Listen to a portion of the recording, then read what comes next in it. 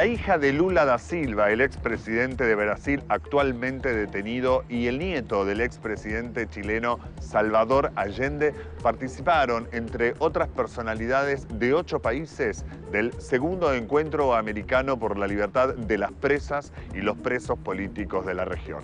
Estuvimos en la Casa Nazaret de la Iglesia de la Santa Cruz para compartir los testimonios más interesantes en este programa que ya comenzamos con la palabra de Lurian Cordeiro da Silva, luchadora por los derechos humanos y por la libertad de su padre. Bienvenidos y bienvenidas a 40 Minutos.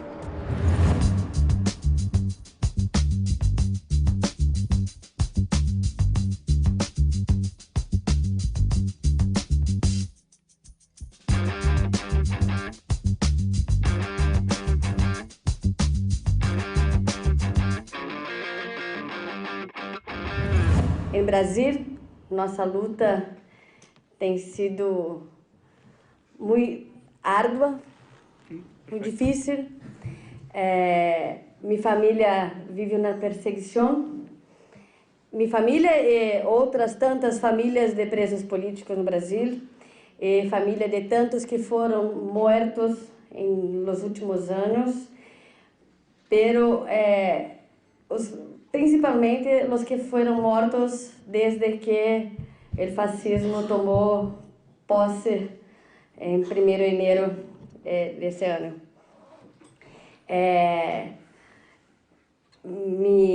Perdemos pessoas importantes em nossa família, fomos tratados com desrespeito, somos perseguidos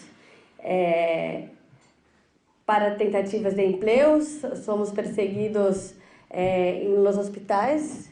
Eu tenho uma neta que foi maltratada por la médica quando viu o sobrenome Lula. Meu sobrinho morreu em março e recebemos muitas mensagens pesadas, cruéis, celebrando a morte de uma criança de 7 anos, comemorando o sofrimento de abuelo dessa criança, tudo por uma discordância política, né? Em um país que se diz tão democrático e as divergências tomam um caminho tão personais, tão cruéis, né? Meu padre está bem de saúde, bem fisicamente, bem psicologicamente, resistindo. Eu creio que a energia que recebe de cá de fora, de outros países, das pessoas, são que sustentam ele e a nós outros, os familiares, né? Ele a análise política diariamente, tem conseguido dar entrevistas e nos orgulha muito, não somente enquanto padre, mas como líder de uma nação, com orgulho de sua história, orgulho de sua trajetória, de sua sobrevivência e de sua resistência. Nós sabemos que muitos dos que estão sendo presos por correlação com o Partido dos Trabalhadores ou com a defesa do Lula livre. Há uma perseguição muito grande por simplesmente acharem que as pessoas têm alguma relação conosco, com a família ou com o partido. E é muito grave a situação do Brasil, né? As pessoas estão perdendo direitos, estamos perdendo a soberania, estão entregando o nosso país para a América do Norte, né? Bolsonaro é um fantoche do Trump, ele se sujeitou a ser um fantoche, é um boneco, a marionete do sistema norte-americano, nos constrange diariamente com suas falas absurdas, com ameaças entre linhas, enquanto nos desculpamos por seus equívocos ele destrói o nosso país, né? Antes da eleição, ele mandava as pessoas da esquerda, eles diziam: vão para Cuba, vão para Venezuela. Agora eles nos mandam para Paris e para Nova York, porque as pessoas estão se manifestando contrária ao fascismo que está se instaurando no Brasil, né? Que já está instaurado no Brasil. E os nossos companheiros e militantes estão sendo presos e mortos simplesmente por lutarem e acreditarem que o Brasil pode e vai ser melhor. Então, eu vim aqui para agradecer todo o carinho e toda a luta de vocês, parabenizar pela luta, porque não é só o Brasil que vive esse drama de presos políticos, né? A América Latina toda hoje vive uma perseguição. A direita tem tentado se instaurar com a pior parte dela no poder, mas nós estamos resistindo e nós vamos vencer. E como eu dito hoje, ninguém, Nadia, solte Nadia. Todos demandados até a vitória sempre, ela resistir sempre por Lula e por todos os demais presos políticos do Brasil e de toda a América Latina. Um abraço a todos. Pablo Sepúlveda es nieto del expresidente chileno Salvador Allende. Es médico, reside en Venezuela y coordina redes de intelectuales, artistas y movimientos sociales en defensa de la humanidad. Compartimos parte de su mensaje en este encuentro por la libertad de las presas y los presos políticos de América.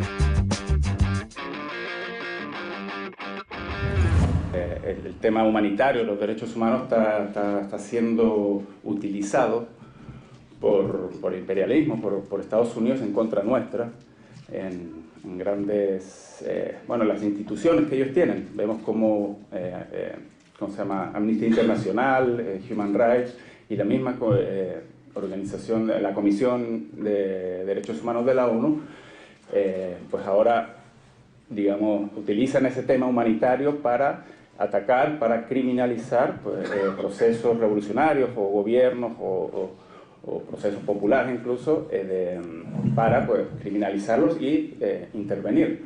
Entonces hay que tener esa capacidad, hay que articular esas capacidades de respuesta y de hacer frente a esta manipulación de lo humanitario que está siendo utilizado en contra de nuestros pueblos.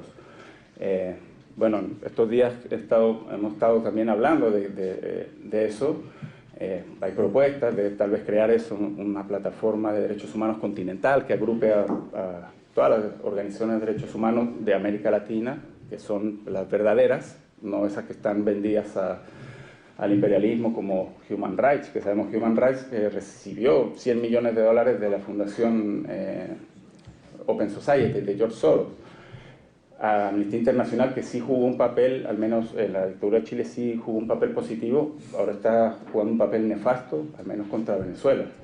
También está la propuesta que nace de Estela, de Atilio Borón, de Alejo, por ejemplo, conmemorar el Día Internacional o hacer un Día Internacional de las violaciones, de los crímenes de lesa humanidad de Estados Unidos, contra la humanidad, que hay una historia larguísima, estamos hablando de millones y millones de seres humanos asesinados, ya sea por bombas, balas o por hambre.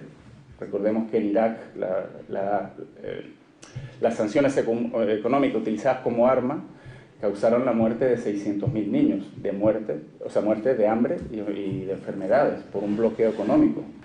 Respecto a los presos políticos, también vemos que hay gente que compara la Operación Cóndor, que asesinó a muchos compañeros y compañeras en el continente, ahora es la Operación Cóndor judicial, en la cual, si bien no asesinan, pero neutralizan a los líderes políticos, lideresas, políticos, sociales, a través de la utilización del Poder Judicial para pues, neutralizarlos, meterlos a la cárcel y evitar que lleven adelante o encabecen los procesos que se están dando. O sea, el mayor ejemplo es lo del compañero Lula. Pues, si él no lo hubieran neutralizado, o sea, sería, bueno, sí, sería presidente, lo hubiera ganado fácil a Bolsonaro o a cualquier otro. Tuvieron que neutralizarlo con la mentira, con la invención de todo esto que ahora se sabe, que se sabía, pero que ahora están las pruebas. Y bueno, pues creo que es el ejemplo de cómo un país puede pasar de ser un país, digamos, con un gobierno progresista que avanza mucho en términos de sacar de la pobreza. Lula sacó, y entre Dilma y Lula sacaron a 50 millones de brasileros y brasileñas de la pobreza, del hambre. Y de eso pasar a un día para otro a un gobierno fascista que tiene como Bolsonaro. Entonces, parte de la campaña de los presos políticos continentales, en Chile tenemos muchos. Están los mapuches, alrededor de, creo que hablan de 30, promedio de 30 presos políticos, 50 mapuches, líderes mapuches, que se le inventan las pruebas. El año antepasado, con Michelle Bachelet en el gobierno, se descubrió la Operación Huracán, un gran laboratorio de carabineros de Chile donde inventaban las pruebas de conversaciones, supuestas conversaciones de WhatsApp, de correos, todo lo inventaban para meter preso a los líderes mapuches. Se supo, y en ese laboratorio se supo que investigan, tienen escuchas ilegales de no solo de los mapuches, sino de todos los defensores de los derechos humanos, de los principales dirigentes sociales, de los abogados, de todo el mundo. O sea, entonces, este tipo de montajes que es muy común en Chile actualmente, pues no ha cambiado radicalmente la situación de los derechos humanos en Chile. O sea, si ya no hay casos de tortura, desapariciones, al menos en masa como vieron, pues sí hay gran persecución política, un nivel de agresividad en las represiones, no solo al pueblo mapuche. No sé si han visto las imágenes de recién a los estudiantes de los liceos, cómo entraban a los liceos, los paleaban. Entraron muchas veces, allanaron el Instituto Nacional, que es el liceo emblemático público de Chile, donde estudió Salvador Allende. Estudiaron muchos presidentes de Chile, estudiaron ahí. Y es como un simbólico, lo allanaron, agarraron, sacaron del aula a los estudiantes. En fin, que luchaban junto con los profesores, entre otras demandas, contra la... Piñera quiso sacar de los ramos, de las asignaturas, la de historia, nada más ni nada menos que la de historia. O sea, pues nada, el llamado a eso, a encontrarnos, seguirnos encontrando y trazarnos planes de acción de cómo defendernos más y pasar también pues, a la ofensiva y a denunciar a los verdaderos malos de la película. Así que bueno, nada, muchas gracias por la invitación, por estar acá y para todos. Si querés acceder a los mejores contenidos, entrevistas, informes y novedades sobre responsabilidad social, conectate a www.responsabilidadsocial.tv. Ya salió Fonres RS, revista mensual dedicada a la responsabilidad social empresaria. En este número, comprometerse, la responsabilidad social con el presente para el futuro y el pasado también, con la editorial de la doctora Alessandra Minichelli. ¿Qué produce cada uno y cuál es nuestra contribución a la sociedad? Y primeros pasos hacia las ciudades inteligentes, una carrera contra la tecnología. Además, como siempre, la mejor información sobre contenidos socialmente responsables. Fonres RS. Conseguila en nuestra página web www.fonres.com y recibila de manera gratuita todos los meses en tu mail.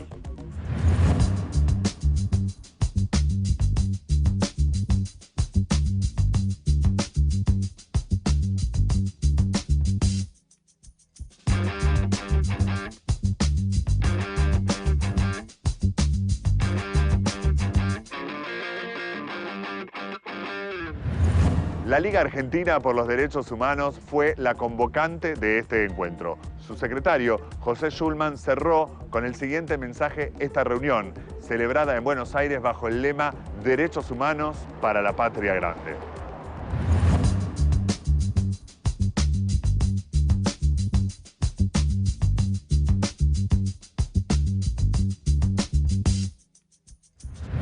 La verdad que es muy conmovedor estar en este encuentro, porque nuestra vida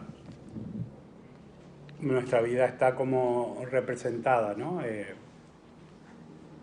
El nieto de Allende, que es nuestro sueño juvenil, nuestra gran ilusión del socialismo en el sur.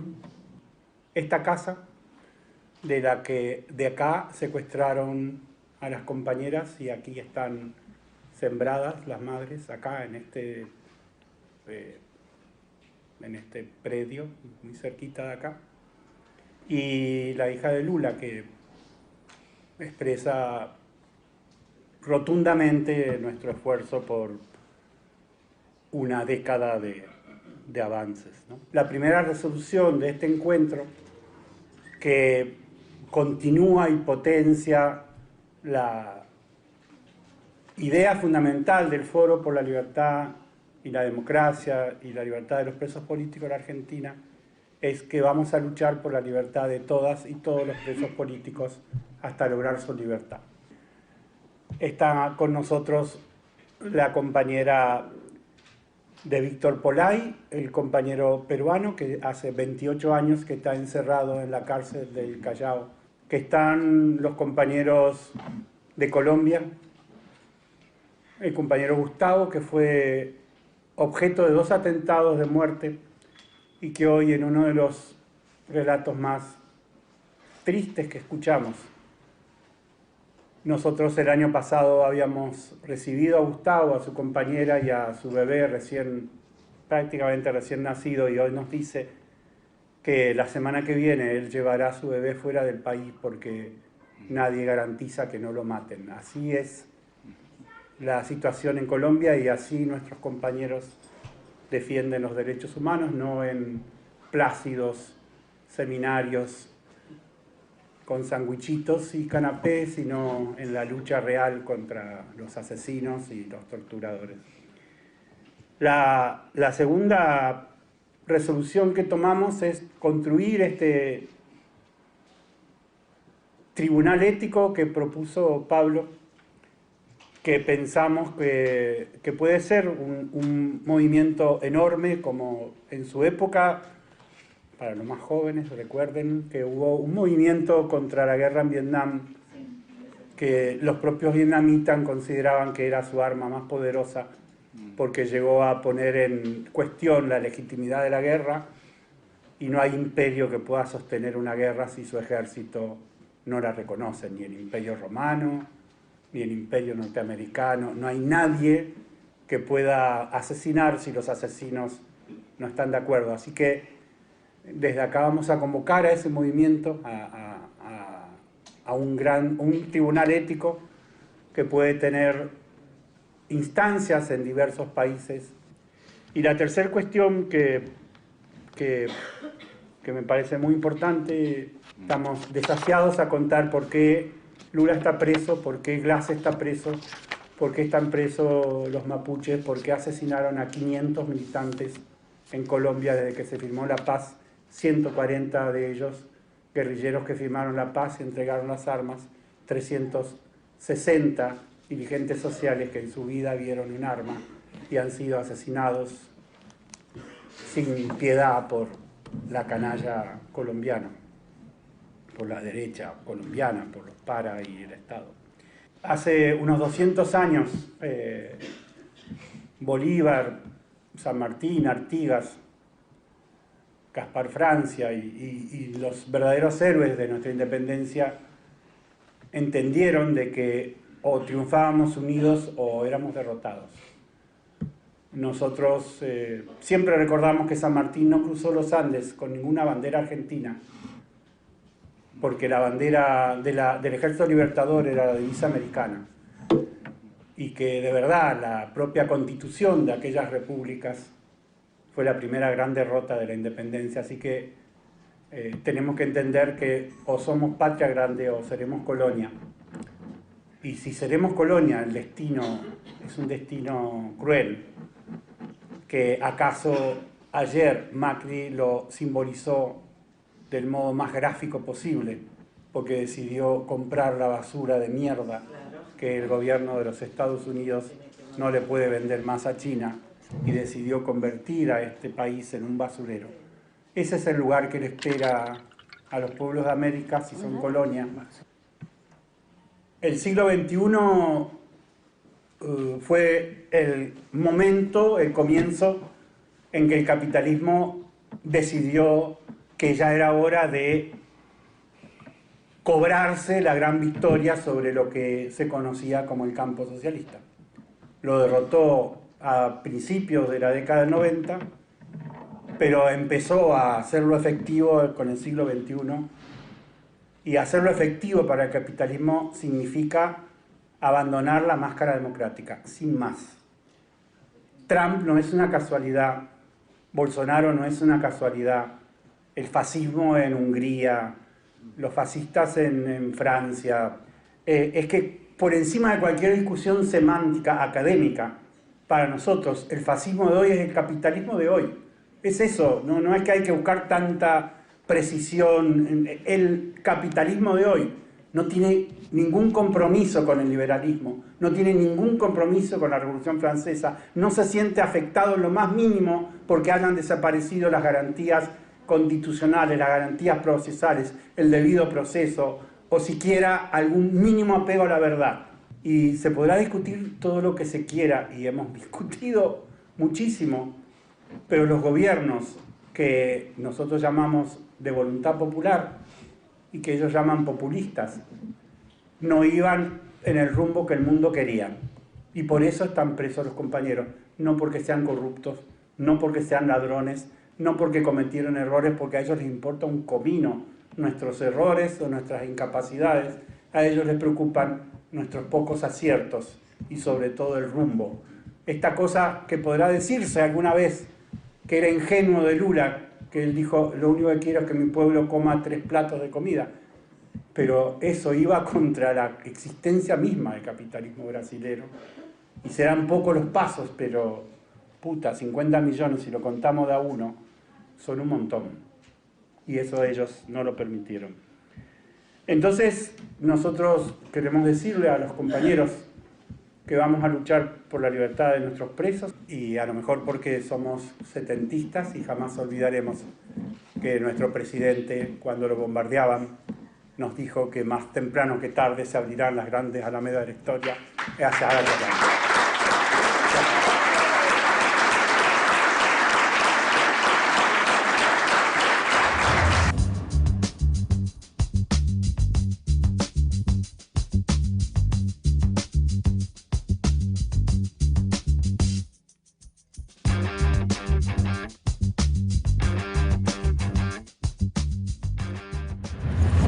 Delegaciones de 8 países participaron de este segundo encuentro americano por la libertad de las presas y los presos políticos. Elegimos los testimonios de la hija de Lula da Silva, del nieto de Salvador Allende y del secretario de la Liga Argentina por los Derechos Humanos, porque más allá de casos particulares o locales de cada país, ofrecieron un panorama regional y propuestas en consonancia con el lema del encuentro: Derechos Humanos para la Patria Grande. Como siempre, gracias por habernos acompañado.